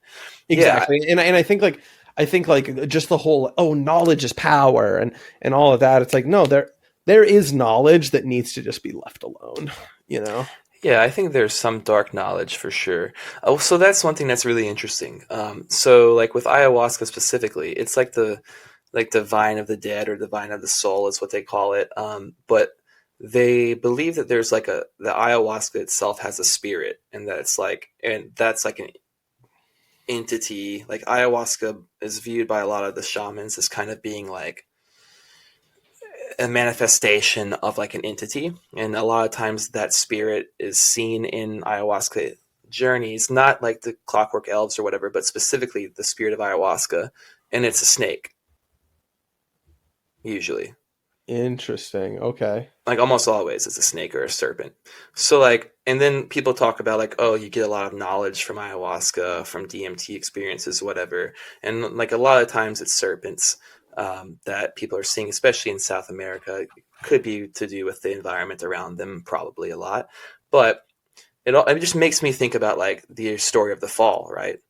Like Right. Satan, the serpent, offering knowledge, people being like, oh yeah, let's like have this extra knowledge, but it's forbidden knowledge, and things go wrong. And so then I start to think about like, if you think about a lot of the cultures of South America, the Mayans, the Incans, the Aztecs, etc., who a lot of them did ayahuasca a lot. One of the main things, like they do a lot of human sacrifice down there, and they like have a lot of stuff that's devoted towards snakes. And so I think that there could be something like that's something I think about a lot. Is like, is this like trying to engage with some other realm of further consciousness? Is something like that kind of like what you're saying of like trying to tap into forbidden knowledge in some way or another? Or is that just completely just like I'm just tying two things together? I don't really know. But that's just an interesting parallel that I see there between the two. Yeah. Yeah. I don't know. It's all, you're tapping into shared imaginative landscapes that are just so much bigger than you can really possibly Mm-hmm. imagine. And like, if you're one of these people that's actually fucking stupid enough to treat a hallucinogen like a party drug, then Mm-hmm. you're definitely not prepared. But even if you're just like somebody who, just is just coming to it, just simply not respecting the gravity of that, then yeah, I mean, it can really be an issue. And I don't know. I sometimes I wonder if I respect the gravity of it a little too much to be the kind of person to even do it in the first place. Yeah. Well, Um, I feel like this kind of. I think that if you just put your faith in God and you feel like you have a good, strong spiritual conscience, then I think you're going to be fine. He'll look after you. Like, I don't. I think if you go into it with that mindset, and if you wanted to do ayahuasca and you went into it like that, like I have a veil of protection because I, am, pretty centered within my faith and with what I have going on spiritually, etc., to where I know that He'll watch out and make sure that like I'm not getting overtaken by any nefarious forces and blah blah. Then I think it's fine. Like I think He'd be totally fine. And I think even people without a spiritual mindset, even secular people, they just go into it with their wits about them and with like a respect that there are energies or things that could be negative for you, and then you could stay away from them. I think you'll be fine. But I also think, yeah, like it can do a lot of destabilization for the mind, and I think that some people don't feel comfortable enough in their ability to come back from something like that, and some people also maybe just don't have, like maybe it opens you up to a different realization or something that changes your life in a positive or negative way, but it could change your life however it is. And so if you're like happy with how things are, it's like, well, why do I want to interject this thing that's going to maybe just shift my life around? yes, that's kind of a big thing of it too, right? It's just like I'm like going into starting a family, be a Mm-hmm. father, and it's either a great time for it or a horrible time for it, and Right, I right. can't tell. Well, I think whatever it is, like I think if you went into it and you did it, and then whatever the takeaway would be, I think that's kind of like, I think that it would be that way either way, with the ayahuasca or without it. I think that like Sure. it's just gonna unearth whatever you truly feel about any given subject in your life going on, and it's gonna kind of make you face the fears around it as well as your things that you're positive about it or whatever. So I think ultimately it's a little bit more of like a self inventory kind of than Okay. anything. I think that's what psychedelics typically are. But I mean, yeah, I mean, I have no real knowledge on it except for anecdotal. Interesting. But yeah, Interesting. it's an interesting thing, dude. I think a lot of people are taking them now. Like they sell at head shops. They sell chocolate bars with psilocybin in them, even in states that aren't legal. I don't understand how it's happening, but it's happening. That's fucking wild to me, honestly. I have no idea.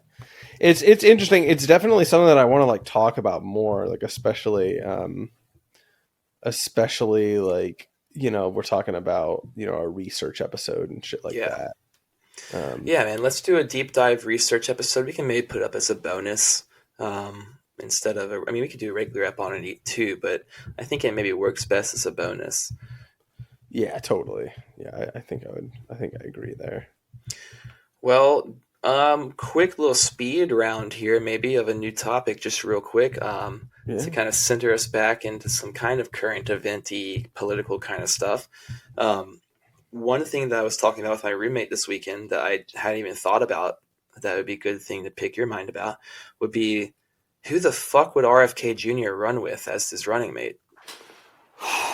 Man, it's interesting. Well, okay, on one hand, RFK and Trump have never been like less interesting to me Hmm. with now that shit's hitting the fan in the Middle Israel. East. Yeah. Yeah, and I'm just like, okay, well, they're not the guys that I really want to, Hmm. go with here. But I mean, what? Like, I don't know. Honestly, RFK would do some he would be like fucking it'd be like that type of shit of like, a libertarian candidate runs with somebody that you just never heard of in your life. Yeah. Trump kind of did that with Pence to Dude, Pence. win the evangelical vote. Yeah. Well, yeah, and by the way, it makes me sad to announce that Mike Pence has dropped out of the campaign as of this week. Oh, he did? Yeah, we lost a real one there. No, I mean, he clearly was clearly just like running so that he could just get a bunch of time in front of a camera saying Of that he doesn't course. like Donald Trump. Yeah. Um, Who do you endorse? Or has he endorsed anyone? I have no idea. I don't fucking pay any attention to what he says, but I don't know. I mean, he's probably hedging his bets. I'm not sure I've ever heard a word from him. Like, I don't think I've ever watched him speak. He's horrible. Um, yeah, I mean, RFK Jr., I have no fucking clue. What about Trump? No.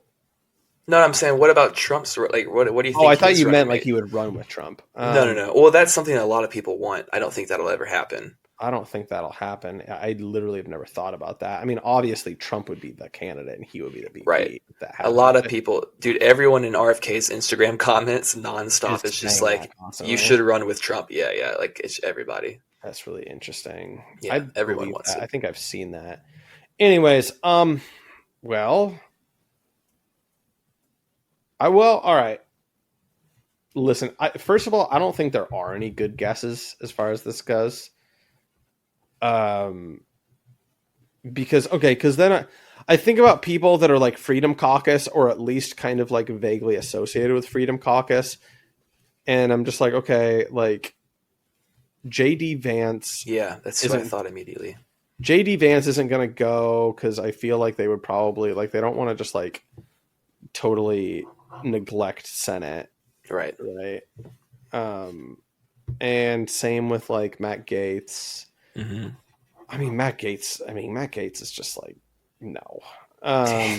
Dude, what the fuck has been going on with the Speaker of the House bullshit that just happened? Because I think he was heavily involved in it. I mean, they just got some zogged up fucking. Yeah, dude, some freak in there. Yeah, some fucking weirdo. Okay, I've said it before and I'll say it again. My bet is Tulsi Gabbard, and yeah, that's my bet. I was going to say that for RFK. Honestly, it makes more sense for RFK. Mm-hmm. I think that would be a strong ticket, RFK and Tulsi. Yeah, I mean, Well, to be fair, I mean, there's no such thing as a strong ticket for RFK because like Trump I feel Trump is just going to demolish, especially with everything going on right now. Like RFK just is kind of like a small fish in that pond, in my opinion. But it totally makes sense, right? It totally makes sense. And You think she's hearing calls from both of them? You think that Trump's thinking about Tulsi at all? I don't know. I don't know. You know, you got to think about it like this, okay? Um, Trump has that cross aisle. He does have that cross aisle allure, and it might not seem like it because he's just been painted as such an extreme thing, but he does. And I feel like Tulsi, someone who's kind of like that ex-left Right. pedigree, kind of bridges that gap really well and kind of like shows that aspect of it pretty well. I think also she taps into the Hawaii stuff, which also taps into failures of Joe Biden. She's anti-war, or she's at least ostensibly anti-war, right? She, and then the other thing, and this is nice for the campaign, one of the most famous things she ever did was just like absolutely beat the shit out of Kamala in that debate, right? So I don't know. Yeah, I think that's I would imagine she's probably getting calls. I mean at this point, like, again, like I said, like I dig RFK, you know, and I don't want to like just do, I kind of hate doing the like just strategic politics thing where it's just like no one exists except for Biden and Trump. Yeah. But like it's a little true, right? And so you do kind of have to like look at his campaign a little bit as like, all right, like what is the strategic, realistic view that they have? And like, you know, he's going to split votes, right? And so I don't know. I don't know. Like, so when you're talking about like, oh, they're going to be like, you know, reaching out to potential candidates and stuff, it's like, you know, these candidates are going to know what the score is and what the point of them being brought on board is, you know? Well, Tulsi did campaign for a Trump-backed individual in October of 2022. Arizona person. I remember seeing about it. I'm going to Google it.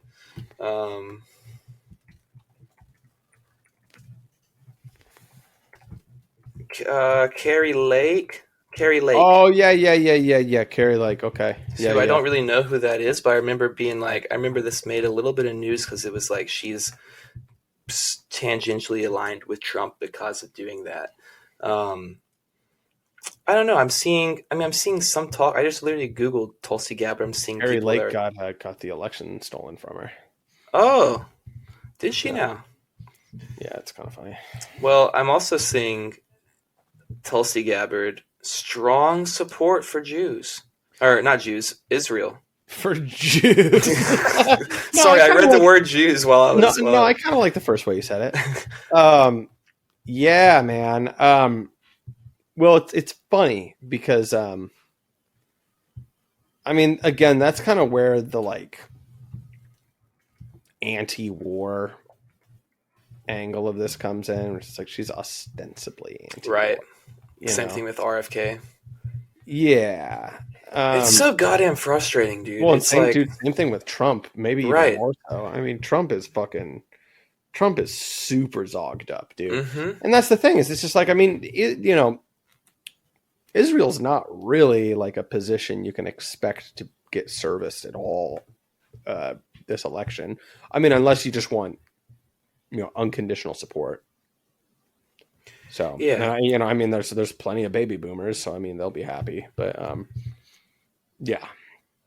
Well, I feel like I don't know. I just feel like right now, if you're gonna be someone like RFK, right, where you're not really, he doesn't have a job where he's like as far as outside of this campaign, he's not like a politician, so he's not like he's dependent upon lobbyists and stuff like that right now. So it's like, why the fuck playing this stupid game? Like, you have the best opportunity of anybody, and you would gain support in this moment by being the only person that's not in line. If you were just to be like, yeah, I don't support Israel in this. I don't support, like, I just want a ceasefire. It's like, you know what I mean? If he would just distance himself from it and not just full-throatedly support Israel, it seems like that would be the correct move at like a campaign level for someone that's running as an independent, who's already running as someone who's like outside of the mainstream with anti-vax views, etc. It's like, why not just go ahead and say fuck Israel? Honestly, probably because patronage. Yeah, I mean, it's gotta be, but it's like, I mean, they put so much fucking money into the American political system. So, but it's like, he's not. I don't know. He's not getting any. He's not going to win. So it's like, you don't need to. I mean, you don't need to keep counting on Israeli dollars going forward. So just say fuck them and see what happens. Is what I would do, even with like patronage network. It's true. I mean, I don't. Well, but then you know, then you just have to wonder, like, well, I mean, what's the angle,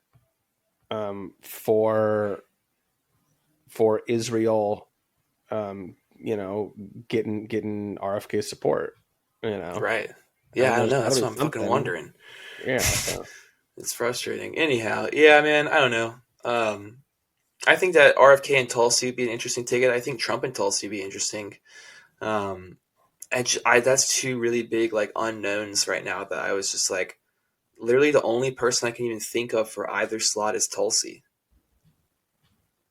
Yeah, no, it's kind of funny. I mean, it's like it's going to be the year of Tulsi. I hope so, dude. Hell yeah, bring her back in the limelight. She looked good. Yeah, she bad. Yeah, she's all right. All right. Well, shit, dude. I don't know. I feel like I'm kind of sputtery now. I just talked about RFK for a little while, so that's me reaching my bottom of my barrel. Yeah, dude, I'm fucking zeroing out too, man. Yeah, I mean, it's fucking good shit. I mean, we got a solid discussion here. Let's plan on a good let's do the radio cop. Jesus Christ, RoboCop. Well, dude, have you seen the movie Radio? Yeah, with Cuba Gooding Jr. Yeah. Now I'm thinking about Radio Cop, like black retarded RoboCop. Like. I was just gonna say he's like a black retard in it. Holy fuck. Yeah, let's do Radio Cop starring Cuba Gooding Jr. And that would be a really funny double feature, actually.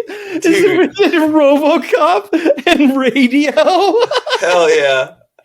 And let's do it, man. Word. Yeah, I'm down to do that. Sweet. Radio Cop. I was either thinking that or like it's like Tom York from Radiohead, but like a cyborg just like shooting criminals. Dude, that'd be funny too. That'd be pretty sick. All right. Well, I'm out of here, Slav.